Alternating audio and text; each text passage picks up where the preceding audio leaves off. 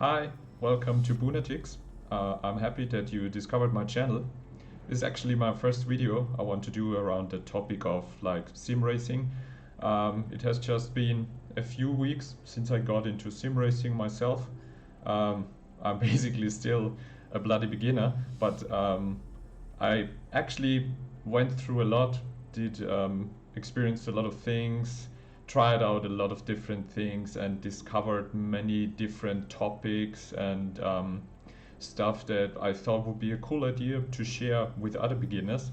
As right now we actually really see a rise in the interest in sim racing due to all the global situation right now. So I've just written together a few notes, and I would actually love to show you how I started out, what helped me, and what I've learned so far. And I just hope this will also help you. If you have any questions around this or any feedback, please just leave it in the comments below. That would be very much appreciated. So regarding the topic of sim racing, I'll try to talk a little bit more about Assetto Corsa Competizione, because it was actually the game that got me interested. But most of the stuff I'll tell you can be used for other sim racing games out there, like for example Race Room or maybe iRacing. So to get into sim racing, you actually need one piece of equipment, and that's actually a steering wheel and pedals. Now I don't want to do like any buying advice or recommendations. So what basically I got on Amazon was the Logitech G29. I'm pretty happy with it. Just take a look. I've seen that what's also pretty recommended is one from Thrustmaster, I think, but I can't really say anything about it. So just take a look what's affordable for your budget. I wouldn't really go for anything like cheap Asian copycat stuff. So if you really want to go and do some sim racing, I recommend to either get the G29 or the Thrustmaster version. Then regarding the setup, what basically I did in the beginning is I actually just clamped the steering wheel to my desk, and I was sitting in my office chair with wheels. So every time I was like braking hard, I was actually pushing myself back. So in the first few days, the way I fixed that was actually I was having a really thick yoga mat, which I placed on the floor. I put the chair on the yoga mat and placed the pedals against like the wall or some other heavy stuff so that I'm not pushing them away. And this actually, to my surprise, worked out really good. But the more and more I was trying to push harder and harder, it didn't really feel well. So what I've seen other people do is like getting some, I don't know, foldable chairs without any wheels, where you can like put them under your table and have the steering wheel on your table and like, you know, try to balance it out like that. So if you're on a tight budget, try to find something like that. And after I discovered that I really want to go more into sim racing and, you know, do a lot of gaming and push it even further and get better, I actually looked up like used Simrigs in my area, and I was really lucky to find one in, well, not in my near area. It was like 2 hours with the car, but it was a fair price, and it's like with a racing chair and some, you know, fixed Simrig, and put the Logitech on there, and there you go. It was really amazing. It changes your experience a lot. So if you are really wanting to spend a lot of time sim racing and really get into it, I recommend looking up like maybe used sim rigs with like real race car seats, and to get into this, because this will really make it easier for you and improve your experience. Other than that, it just will be frustrating. But if you check online, there are also like foldable race chairs, and there's actually a lot of stuff to get into it. So I don't want to get too deep into this as a buying advice. So let's say you have your wheel, you have your chair, so you get your game like Assetto Corsa Competizione. So how do you get into sim racing? Because to be honest, if you're not very into technical stuff and race car stuff, it can be a bit overwhelming. So let me flesh it out what I basically did. If we take Assetto Corsa as an example, you set up your driver, you check your options. And the most important thing is actually, if you're starting out, you should check your assists to make sure you're having a proper and easy beginner experience. So just to like really get started, set the gearbox to manual. Like, I wouldn't start with automatic gear shifting because I think that's part of an experience. If it's just too demanding for you, just get automatic gearbox. Clutch, always automatic. I would go engine start for automatic. Wipers, lights, automatic. In the beginning, even pit limiter, set it to automatic. Stability control, keep it off. This will just mess with your driving experience and basically prevent you from developing your own driving style. And for your very first race or your very first session, always visible, ideal racing line to get into that first course. Then pick your first single player experience. So the way I basically did it, game mode, just go practice. Set the day and night time. I would go with around 1 p.m. because then the sun won't like mess with your experience. And set like realism damage to 0%. Because the first few laps you want to do, you might crash and you don't want to get your car damaged and having go back to the pits and stuff like that. So set the damage to 0, but actually leave the rest as it is, like penalties disabled, just so you don't get any troubles. I'm just setting it back for myself there. Weather and track conditions as easy as possible, clear, no crazy weather stuff. Pick your game mode, as we said, practice, and then you can also check again your assists, but most importantly your car. First of all, pick a car that you kind of like and are interested in. For me, the car I was really interested in and I liked from the looks of it was the AMG from Mercedes. I tried it a few laps, so if you're interested in a car, pick the car, start the practice, and do your first out laps. In this, let's just, do it quickly, just show you. Pick also a racetrack that's shorter. For example, what I can recommend, I started out on Nürburgring. It has a really short layout. It's a bit challenging, but I think it's a good thing because you have some faster and some slower and some tighter corners. So it's actually a really good short track I would recommend to get into racing and have your first experiences. So we're just gonna start this very quickly and jump in so that I can show you what's going on. And the first thing before you go out is actually set your setup to safe. And don't, worry about this stuff here in your first 10 or even 20 laps. Set it to safe preset. And go to drive, do your first laps. Take it slow. I know people just like get out of the pit lane and full throttle and full brakes, go crazy, throw around the car. I would actually recommend no, do it slowly, do it without any opponents.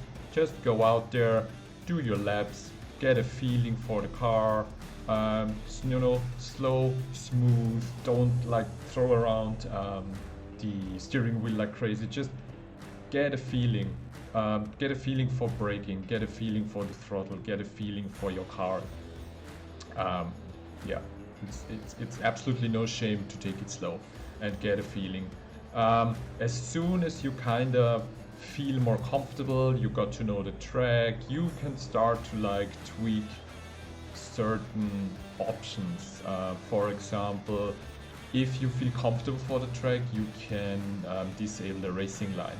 But if you're still trying to find your way with the car, I would actually suggest you move immediately or as soon as possible to the aggressive setup. What that is doing is basically changes the car behavior to be able to go faster, but it will also change the behavior of the car. So it might be more nervous, you might discover that your car is understeering, oversteering, you're twitching, you're sliding out of corners. What this actually does is, this is the way to find your car and your driving style, because you really need to get a feeling. In a simulation, driving is not like in Need for Speed where you go full throttle, full brake and throw the car around as you want. You actually need to have a feeling for what the car is doing and how the car is behaving. So you do the aggressive setup, you go out of the box and you see what has changed and if the car is really fun and still the best car for you. And then you just do round after round after round after round, and you might discover that car feels, I don't know, strange or stupid, or you don't like how it behaves or how it reacts, or that it's just too hard to turn in, that you don't like the stability or the feeling. So the aggressive preset actually helps you to discover if a car might be the right car for you.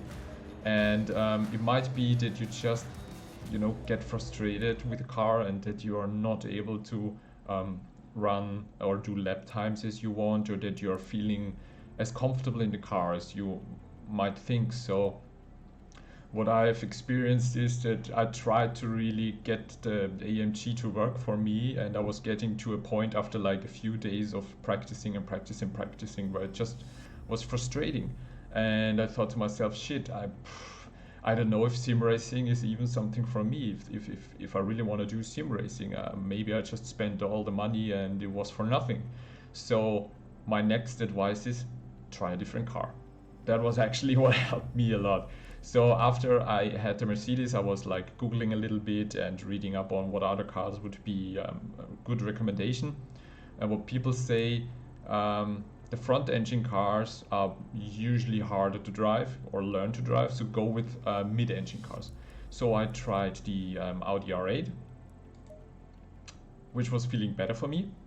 And then I just kind of tried the McLaren, and this was actually a really cool car, because in comparison to like a front engine car, the McLaren felt like, wow, easy. It was holding the line, I was able to do cleaner laps, push the car harder, go faster. I immediately improved my lap times, and I actually stuck with the car for quite a little bit. And I started to move away from practice and get more into learning about the car, learning about the behavior, learning about braking and accelerating. So once you found a car that really suits you and that you feel comfortable with, I recommend you go for custom race weekends. And here you can set up practice sessions, qualifying sessions, and do the time like you want. And this will actually help you to get into discovering how your car behaves about for longer distances, the tire wear, fuel consumption, and brakes. So here, what I did in the beginning is I took a 1 hour practice length. Even if you want, you can enable a second practice length for like, I don't know, another hour, or skip it completely. Set your qualifying race. It's not so important if you want to race or not. And maybe set your first opponent count. If you're going for your first opponents, I would actually suggest set down the skill to like around 80 and move the aggressiveness lower. I think it's set to like 70 or something.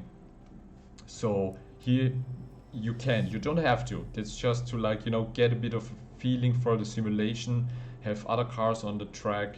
Maybe it was too boring for you or something. So this will actually give you the better experience and enable you to work with the car.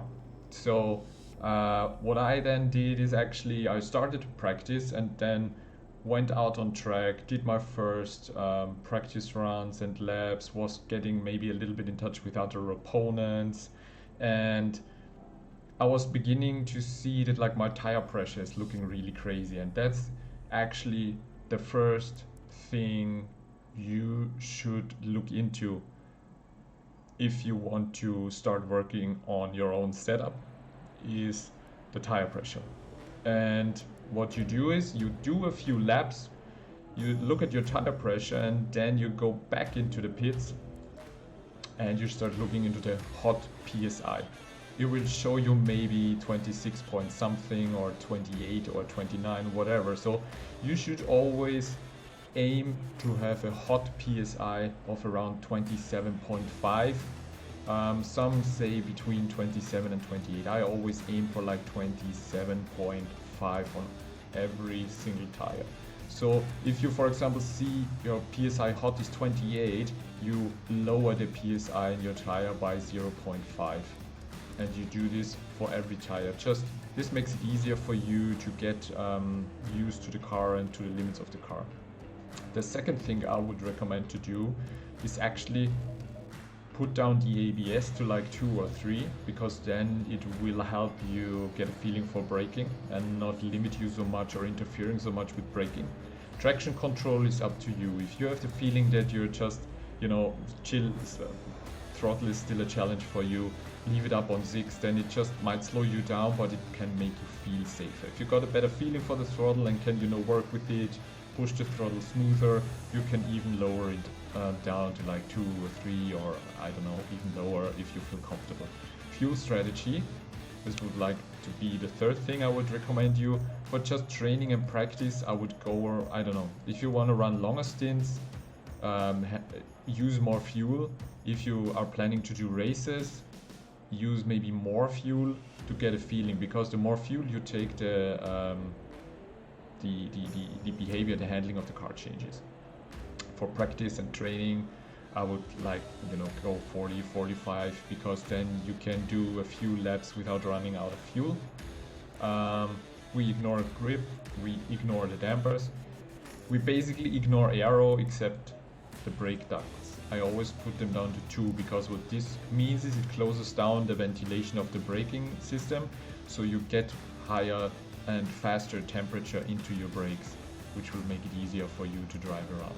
So that's actually it for the first few sessions. You go out, you do your laps, you look at your tire pressure.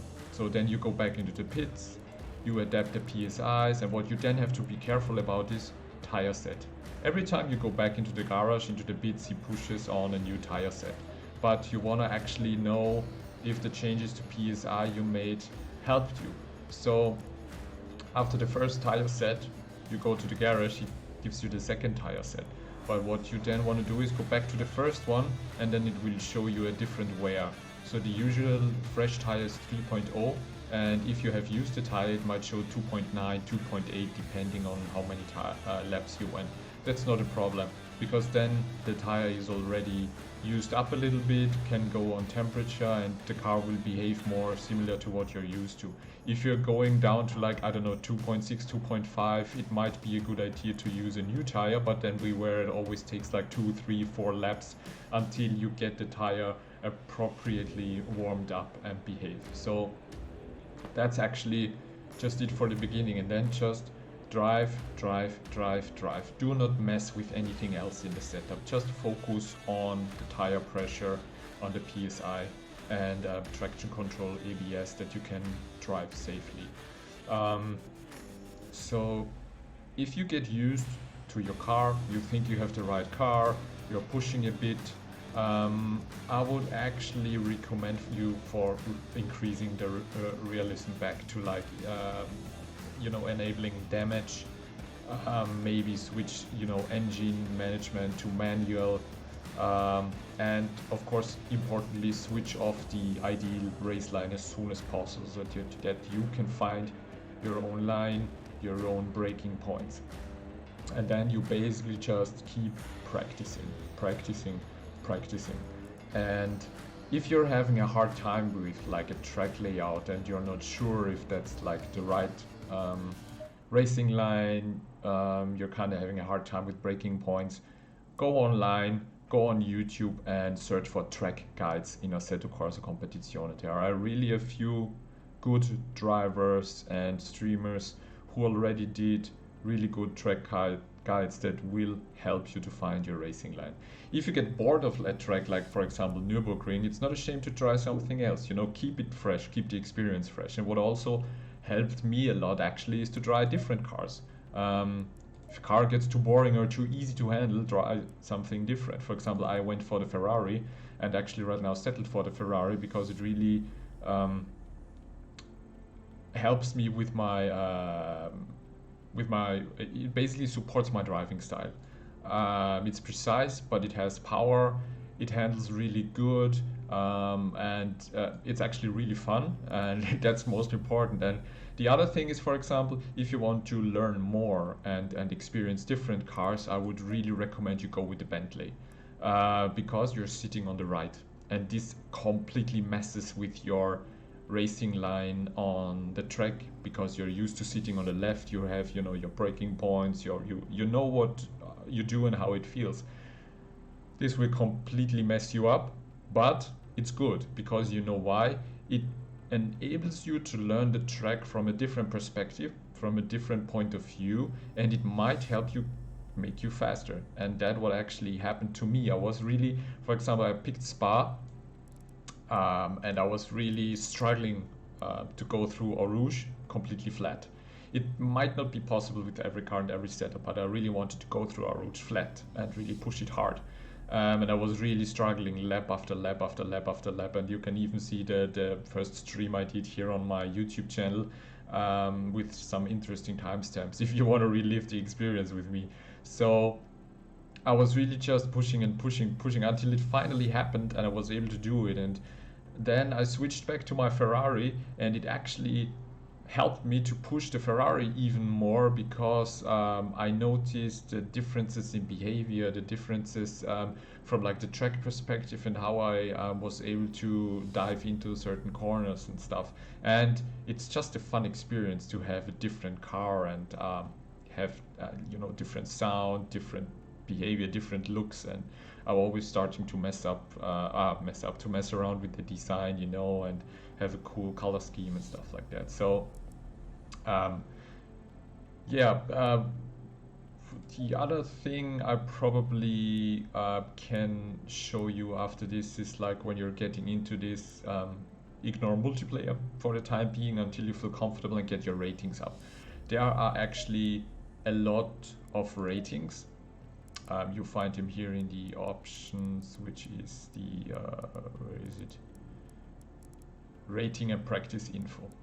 Basically, your driver in this game can collect certain ratings like track competence, your consistency in laps, your car control, and one other important stuff is like the safety rating, and this is always popping up in the top right when you're driving. So what this actually does is it supports you in your efforts, and you can increase the rating for the different sections, which then will give you access to multiplayer servers, because the multiplayer servers are always kind of restricted, especially in safety rating, to kind of make sure that not crazy drivers who just bump into each other will be on the server. So it's really important, keep looking at your rating. If you have a low consistency rating, go back to a track you like with a car you like and try to do as many consistent smooth laps as possible without invalidating and without being too slow. If you have track competence medals lacking, just try and pick the track that you are missing, and get the track medals. For example, you see I've right now I just focused on 1, 2, 3, 4 different racetracks that I tried. So there's still so much more to do. Track medals are just also to enable your safety rating. So yeah, as you go along and as you practice, try to get all your scores as high as possible. Safety rating is the only one that can only be increased during races against AI drivers. So as soon as you feel comfortable enough and can do consistent smooth lap times, do a first race against AI, but do not crash, do not bump into anyone, do not have any sort of touch or conflict with another driver. It doesn't matter if you be third, fifth, 10th, or even the last one. Just be consistent, be smooth, and be as clean as possible, and just do this over and over and over until you have a really good rating. Yeah, so I think for me, I hope it was not too long for you guys. I just wanted to share my experience from like a beginner's perspective, because I thought there's just so much videos out there on YouTube and Twitch, and so many really professional drivers, that it's really hard to find your way and maybe just stress yourself too much. And that's what you should not do. Just enjoy. Do not compare yourself to the other riders that might even be 5, 6, or 7 seconds faster on the track than you are. For example, as other riders and streamers call them, it's the aliens. That no matter what you do, you cannot get to their level, because they set even faster lap times in this game than the real GT3 cars can do, because they're kind of, can trick out the physics or the programming or behavior when they find specific lines or loopholes or whatever. I don't know how to do it. We just call them aliens. So do not compare yourself to aliens. Find your own pace. Find your own lap time. Look up YouTube videos on board of GT3 cars, what lap times they're setting. Even look at them as inspiration for like your racing line. Just find your own rhythm. Do not pressure yourself to be as competitive as possible. Do not force yourself to win. Just have fun. Go into single player. Play around with your car design. I'm spending literally hours in developing crazy designs, like for example this one. Just find what's fun for you. Watch your replays, do cool screenshots, like really enjoy this game. Do not force yourself to be a competitive racing simulation pro. Find your own way. I hope I could help you. I hope I could guide you. I would really appreciate if you give me feedback about this video. If it was too long, too short, too much blah blah.